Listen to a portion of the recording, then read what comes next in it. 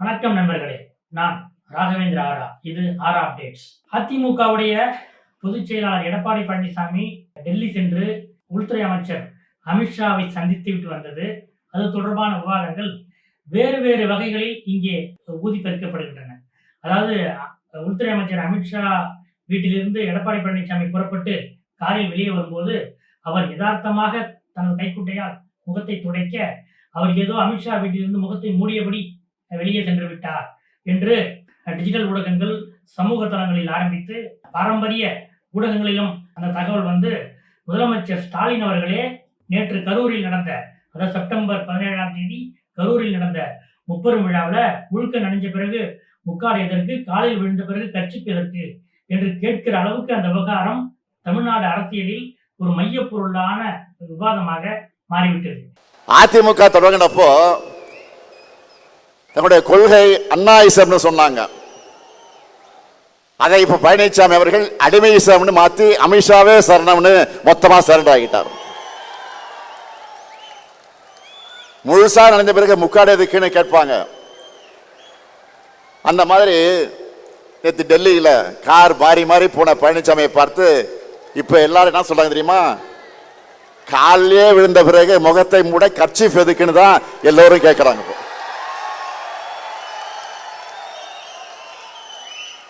இதுல அவருடைய திறந்தாழ்ந்த பேச்சுக்கெல்லாம் நான் பதில் சொல்லணுமா? இதற்கு இன்றைக்கு அதிமுக பொதுச் செயலாளர் எடப்பாடி பழனிசாமி சேலத்திலே பத்திரிகையாளர் சந்திப்பு ஒன்று நடத்தி மிக விரிவாக தன்னுடைய வேதனையையும் கோபத்தையும் பதிவு செய்திருக்கிறார். மரியாதைக்குரிய உள்துறை அமைச்சர்கள் இடைவெளியை சந்திக்கின்ற பொழுதும் நானும் என்னுடைய மூத்த கட்சி நிர்வாகிகளும் என்னுடைய காரிலே, அரசாங்க காரில் தான் நேரடியாக உள்துறை அமைச்சர் வீட்டுக்கு சென்று அவரை சந்தித்தேன். பிறகு சந்தித்து விட்டு அவர்கள் வெளியிலே சென்று விட்டார்கள். பிறகு அவர்கள் பல்வேறு பணி இருந்த காலத்தில் உள்துறை அமைச்சர் அந்த பணியை மேற்கொண்டு விட்டார். நான் வீட்டிலிருந்து வெளியில் ஒரு காரில் என் முகத்தை துடைக்கிறேன். அப்பொழுது அதை எடுத்து அரசியல் பண்ணுகிறேன். வெக்கமாகவும் வேதனையாகவும். தமிழ்நாட்டிலே ஊடகம் பத்திரிகையும் இந்திய நாட்டுக்கு ஒரு முன்னுதாரணமாக விளங்கக்கூடிய பத்திரிகை ஊடகமும் இப்படி தரம் தாழ்ந்து இதை வெளியிடுவது எந்த விதத்தில் சரியாக? ஆக இதையெல்லாம் உங்களுக்கு பரபரப்பான செய்தி கிடைக்கவில்லை என்ற அடிப்படையில் இந்த செய்தி வெளியிடுவது எப்படி ஏற்படும்? உண்மையிலேயே அவரோட கோபம் நியாயமானது. ஊடகங்கள் தங்கள் எல்லையை மீறிட்டு இருக்கோ என்று கூட ஒரு வகையில் எண்ண தோன்றுகிறது. அந்த டெல்லியில் இருக்கும் மூத்த செய்தியாளர் திரு நிரஞ்சன் அவர்கள், அவர் எடப்பாடி பழனிசாமி அமித்ஷா வீட்டுக்குள்ளேருந்து வரும்போது இந்த வீடியோ எடுக்கிறாரு. அந்த ஒரு நிமிடம் அந்த கார் கடந்து போகுது. அப்போ அவர் முகத்துல துண்டை வைத்து தொடச்சிட்டு இருக்காரு.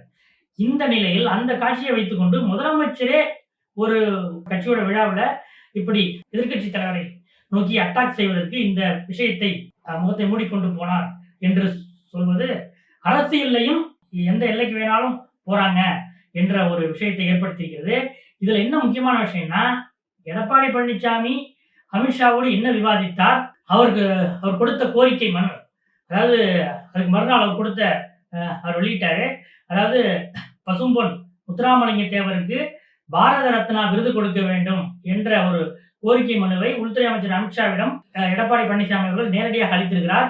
இது எதனால இதை ஒட்டியான விவாதங்கள் நடைபெறுவதற்கு பதிலாக அந்த ஒரு நிமிட காட்சியை வைத்துக்கொண்டு ஊடகங்கள், சமூக ஊடகங்கள் விவாதித்து வருவதுதான் ரொம்ப வேதனையான விஷயம். இன்றைக்கு எடப்பாடி பழனிசாமி அவர்களும் அவருடைய வேதனையை வெளிப்படுத்தியிருக்கிறார். இந்த நிலையில் டெல்லியில் நடந்த அந்த சந்திப்புல என்ன நடந்தது? அமித்ஷாவை சந்திப்பதற்கு முன்னாடி துணை குடியரசுத் தலைவர் CP ராதாகிருஷ்ணனை நேரில் சென்று சந்தித்து வாழ்த்து தெரிவித்தார். ஏனென்றால் அன்று அவர் டெல்லி செல்ல முடியவில்லை. அதனால் அவர் வெற்றி பெற்ற பிறகு அவரை சந்தித்து வாழ்த்து தெரிவித்தார். மதியம் 2 மணி நேரம் அவருடைய வீட்டில் தான், CP ராதாகிருஷ்ணன் அவர்களுடைய மாளிகையில் தான் எடப்பாடி பழனிசாமி மற்றும் அதிமுக நிர்வாகிகள் இருந்திருக்கிறார்கள், விருந்து வைத்திருக்கிறார்கள். அவரோடு தமிழ்நாடு அரசியல் விவகாரம் பற்றி கிட்டத்தட்ட 1 மணி நேரத்துக்கு மேலாக விவாதித்திருக்கிறார்கள். இதுல ஒரு முக்கியமான விஷயம் என்னன்னா, ஜெயலலிதா மறைவுக்கு பிறகு இங்க தமிழ்நாட்டு அரசியல் விவகாரங்களை கவனிக்கிறது, அப்சர்வ் பண்றது, அந்த அப்சர்வ் பண்ணி சில ஆலோசனைகளை கொடுக்க வேண்டிய ஒரு பொறுப்பை அப்போதைய வைஸ் பிரசிடென்ட் திரு வெங்கையா நாயுடு அவர்களிடம் மோடி ஒப்படைத்திருந்தார், அமித்ஷா ஒப்படைத்திருந்தார் என்பது குறிப்பிடத்தக்கது. வெங்கையா நாயுடு இங்க இருக்கிற முக்கியமான அரசியல்வாதிகளோடு மிக நெருங்கிய பழக்கம் கொண்டவர். திமுக, அதிமுக உட்பட அனைத்து கட்சி நிர்வாகிகளிடமும் அவருக்கு நல்ல பரிச்சயம் உண்டு. அந்த அடிப்படையில் ஜெயலலிதா மறைவுக்கு பிறகான அந்த அதிமுக டெவலப்மெண்ட், தமிழ்நாடு அரசியல் டெவலப்மெண்ட் இதெல்லாம் அப்போது வைஸ் பிரசிடண்டாக இருந்த வெங்கையா நாயுடு அவர்களிடம் கேட்டு டெல்லி மேலிடம் அறிந்து கொண்டது. கிட்டத்தட்ட அதே போல இப்ப சிபி ராதாகிருஷ்ணன் இப்போதான் விபி ஆயிருக்காரு. இருந்தாலும் இதற்கு முன்பும் கூட மோடிக்கும் அவருக்கும் மிக நெருங்கிய பழக்கம் உண்டு. 2002 குஜராத் கலவரம், அதற்கு பிறகு பாஜகவிலேயே மோடியை ஒரு மாதிரி கொஞ்சம் தள்ளி வைத்து சிலர் பார்த்தார்கள். அந்த நிலையில் மோடியை அழைத்து கோயம்புத்தூரிலே ஒரு முக்கியமான கூட்டம் போட்டவர் அப்போதைய சிபி ராதாகிருஷ்ணன்.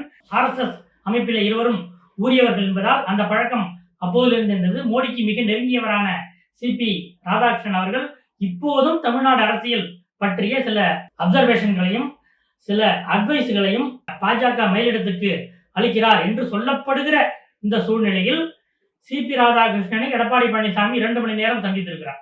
இதற்கு பிறகு அமித்ஷாவை பார்க்கிறார். இந்த நிலையில தான் முத்துராமலிங்க தேவர் அவர்களுக்கு பாரத் ரத்னா விருது கொடுக்க வேண்டும் என்ற ஒரு கோரிக்கை மனுவை அளித்து அதை செய்தியாக்குகிறார் எடப்பாடி பழனிசாமி.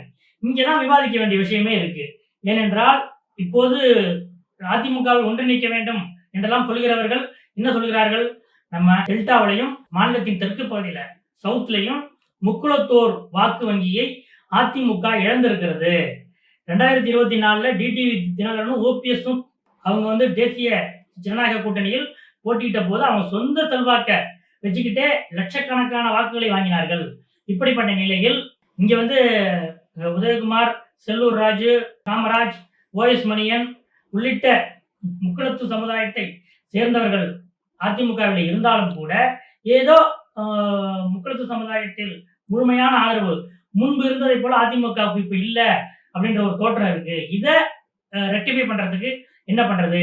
டிடிவி அதிமுகவில் சேர்க்கப்பட மாட்டார், OPS மீண்டும் சேர்க்கப்பட மாட்டார், சசிகலா சேர்க்கப்பட மாட்டார். இந்த நிலையில் முக்குளத்து வாக்குகளை நாம் பழையபடி அறுவடை செய்வதற்கு என்ன வழி என்ற ஒரு ஆலோசனையை எடப்பாடி பழனிசாமி மேற்கொண்ட போதுதான் முத்துராமலிங்க தேவருக்கு பாரத் ரத்னா விருது கொடுக்க வேண்டும் என்று நாம் மத்திய அரசிடம் கேட்டுக்கொண்டால், இப்போதைய இணக்கமான இந்த நிலையிலே சட்டமன்ற தேர்தலுக்கு முன்பாக அவர்கள் அந்த விருதை அளித்தார்கள் என்றால் இது ஒரு மிகப்பெரிய முக்குளத்து சமுதாயத்து மத்தியில் ஒரு மிகப்பெரிய நல்ல பெயரை நமக்கு பெற்றுத்தரும். நல்ல பெயரை பெற்றுத் தருகிறதோ இல்லையோ, இப்போ இருப்பதாக சொல்லப்படுகிற கொஞ்சம் கசப்பை அது மறைத்துவிடும் அல்லது கசப்பு இல்லாமல் செய்துவிடும். எனவே இந்த ஒரு ராஜதந்திர ரீதியில இப்படி ஒரு மூவ் பண்ணலாம் அப்படின்ற ஒரு ஆலோசனை எடப்பாடி தரப்பில் மேற்கொள்ளப்பட்டு அது சம்பந்தமாக டெல்லிக்கு தகவல் அனுப்பி இப்படி ஒரு கோரிக்கை நாங்க வைக்கிறோம், இதுக்கு உங்களுடைய பதில் நேர்மறையாக இருந்தால் சட்டமன்ற தேர்தலுக்கு நமக்கு இதுக்கு பயன்படும். பாரதிய ஜனதா கட்சியின் மாநில தலைவரான நயினார் நாகேந்திரன் அவர்களும் முக்குளத்து சமுதாயத்தை சேர்ந்தவர். இந்த நிலையில் இப்போதைய இந்த சூழ்நிலையில் இந்த அறிவிப்பு வந்தால் தேவருக்கு பாரத் ரத்னா விருது அளிக்கப்பட்டால் அது நமக்கு ஒரு சித்தாந்த ரீதியாக கருத்தியல் ரீதியாக இந்த சில பாசிட்டிவான அம்சங்களை நமக்கு கொடுக்கும் என்ற தகவல் டெல்லிக்கு அனுப்பப்பட்டு அதற்கு முதல் கட்ட ஒப்புதல் கிடைக்கப்பட்ட பிறகுதான் எடப்பாடி பழனிசாமி டெல்லி சென்று அமித்ஷாவை சந்தித்து இந்த மனுவை அளித்து அந்த மனுவை செய்திக்கும் வெளியிட்டிருக்கிறார் என்று சொல்கிறார்கள். சரி, இதுல பிஜேபிக்கு என்ன லாபம் அப்படின்னு கேட்கும்போது அவங்க தரப்புல நம்ம விசாரித்த போது உண்மையிலேயே பசும்பொன் முத்துராமலிங்க தேவர் சாதிகளை கடந்தவர். அவர் சாதி சிமுழுக்குள் அடைக்கப்பட வேண்டியவர் அல்ல. அவர் விடுதலை போராட்ட வீரர். நேதாஜி அவர்கள் மீதான ஈர்ப்பால் இந்திய தேசிய இராணுவத்தின் மீது ஈடுபாடு காட்டியவர். நாட்டுப்பற்று இப்படி என்றால் சமூக ரீதியாக இங்கே பல்வேறு சமூகங்களுக்கு இடையிலான இணக்கத்துக்காக மிகவும் கடுமையாக உழைத்தவர். விடுதலை போராட்டத்துக்காக அதிக நாட்கள் சிறையில் இருந்த தமிழர். இப்படி அவருக்கு பல்வேறு முகங்கள் இருக்கின்றன.